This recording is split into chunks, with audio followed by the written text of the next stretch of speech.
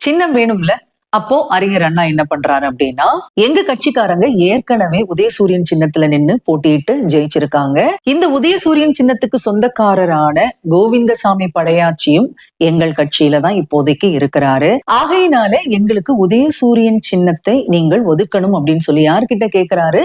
தேர்தல் கமிஷன்ட்ட கேட்கிறாரு. 1958 மார்ச் மாதம் 2ஆம் தேதி தான் மாநில கட்சியா அங்கீகரிக்கப்பட்டு உதயசூரியன் சின்னம் வந்து திமுகவுக்கு ஒதுக்கப்படுது. இப்படி உழவர் கட்சியின் சின்னமான உதயசூரியன் திமுகவுக்கு சின்னமா மாறிச்சு. இதுதாங்க திமுகவுக்கு உதயசூரியன் சின்னம் கிடைக்கப்பெற்ற வரலாறு. இப்போ உங்க எல்லாருக்குமே தெரிஞ்சிருக்கும் திமுகவுக்கு எப்படி உதயசூரியன் சின்னம் கிடைக்கப்பெற்றது.